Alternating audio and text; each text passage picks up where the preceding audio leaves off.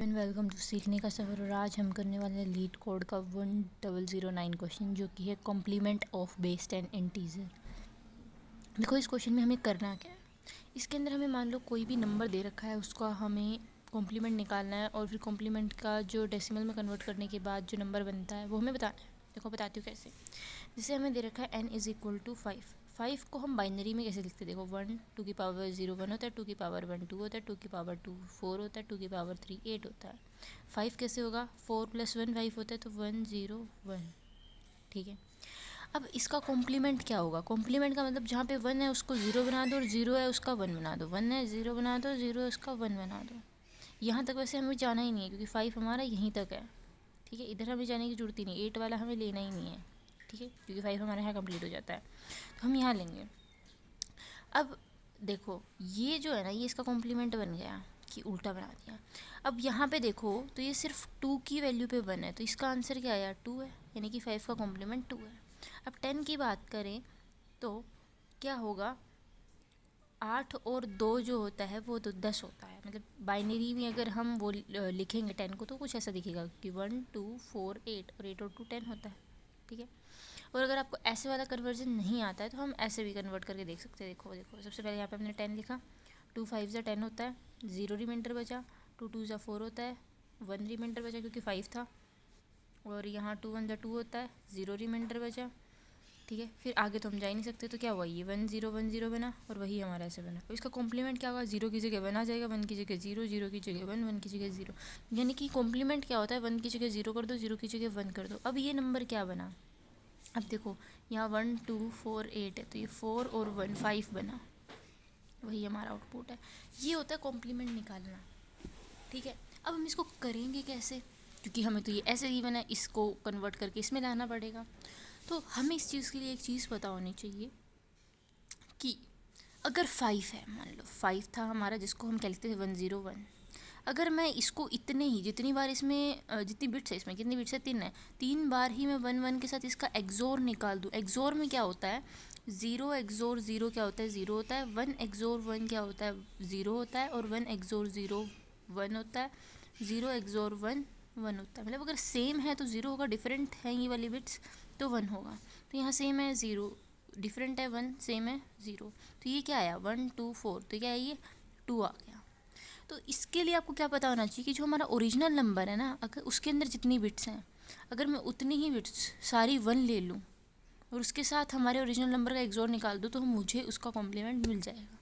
अगर आप इसको टेस्ट करना चाहते हो तो n = 7 के लिए करते हैं। 7 क्या होता है 1 1 1, कि 1 2 4 4 और 3 7 होता है। अगर मैं इतनी ही 1 1 इसमें तो है ही, अगर मैं सबका एक्सोर दूँ तो 0 0 0 ही आएगा क्योंकि सेम है सारे, तो 0 ही आया हमारा आंसर। अगर मैं n = 10 का एग्जांपल लूँ, जो क्या था मेरा 1 0 1 0, ये ओरिजिनल था मेरा। अगर मैं इसके अंदर सारी बिट्स 1 1 1 के साथ इसका एक्सोर ले लूँ तो यहाँ 1 आएगा 0 1 0 1 2 4, तो ये 4 और 1 क्या आ गया 5 आ गया। इतना हमें क्लियर हो गया।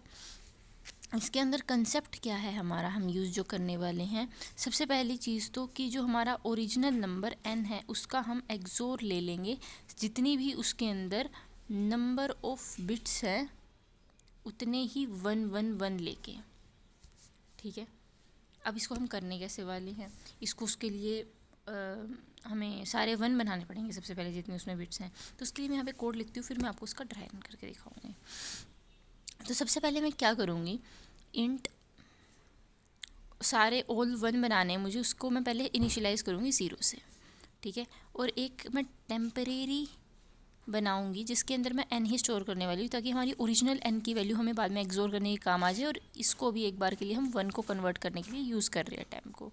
जब तक मेरा टेम्प जो है वो ग्रेटर देन 0 है, तब तक मैं क्या करूँगी, जो ऑल 1 है उनको 1 बनाने के लिए मैं क्या करने वाली हूँ, जो भी मेरा ऑल 1 है अभी, मतलब 0 है, 0 के अंदर मैं लेफ़्ट शिफ्ट लगाऊंगी और फिर उसका और लूँगी 1 के साथ। ठीक है, और जो मेरा टेम्प है उसके अंदर मैं राइट शिफ्ट लगाऊंगी। ठीक है, ये तब तक चलता जाएगा जब तक टेम्प ग्रेटर देन 0 ना हो, और फिर मैं रिटर्न कर दूंगी n और ऑल 1।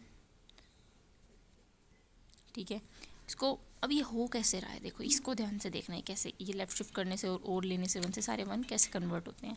मान लो कि हमारे पास n की वैल्यू थी 5, ठीक है। तो हमारे पास ऑल 1 की वैल्यू भी हमारे पास 0 है और हमारे पास टेम्प की वैल्यू क्या है 5 है।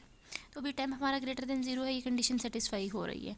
ऑल 1 क्या है मेरे पास 0, 0 लेफ्ट शिफ्ट 1, इसका मतलब क्या होता है 2 की पावर 1 को इससे मल्टीप्लाई करो।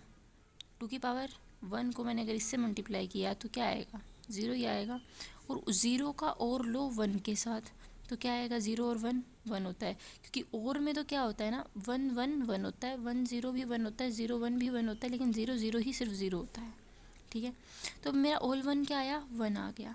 और टेम्प क्या हो जाएगा, मैं राइट शिफ्ट करूँगी, राइट शिफ्ट यानी कि 5 डिवाइड बाई 2 क्या होगा वो 2 होगा।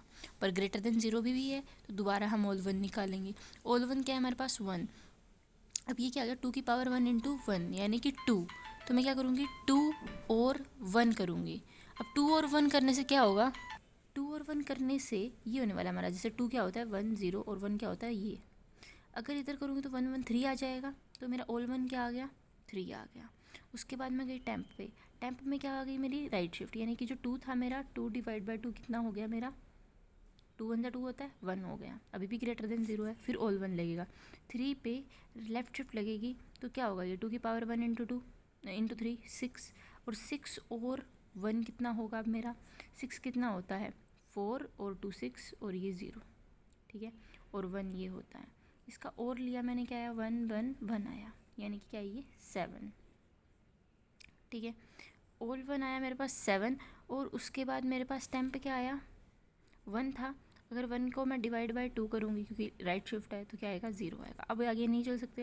अब ये मेरा जो 7 है, अब रिटर्न क्या करना है मुझे n क्या था मेरे पास 5, उसकी वैल्यू चेंज नहीं, टेम्प में चेंज हुआ है जो 0 बना है। ठीक है, इसीलिए मैंने टेम्प बनाया था ताकि वो 0 ना आ जाए, वरना फिर हम लाएंगे कहाँ से ओरिजिनल वैल्यू दोबारा। तो यहाँ पे मेरा क्या था 5 और 7 कर देंगे हम, 5 XOR 7। अभी तक हम क्या कर रहे थे और लेफ्ट शिफ्ट और राइट शिफ्ट का यूज़ कर रहे थे, जिससे कि हमारे सारे नंबर्स जो है देखो जितनी भी बिट्स थी मेरी तीनों की तीनों वो 1 1 हो गई ना। अब देखो 5 और 7 करूँगी, 5 और 7 का XOR करूँगी। अब 5 कितना होता है 1 0 1 और 7 कितना होता है ये, तो 1 और 1 उसमें सेम क्या होता है 0 होते हैं, और डिफरेंट जो होता है वो 1 होता है। तो इसका आंसर क्या आ गया 2, क्योंकि 1 2 4 होता है तो 2 आंसर है। आई होप आप लोगों को अच्छा लगा होगा वीडियो, और अच्छा लगे तो वीडियो को लाइक कर देना, चैनल को सब्सक्राइब कर देना। मिलते हैं नेक्स्ट वीडियो में अगले क्वेश्चन के साथ।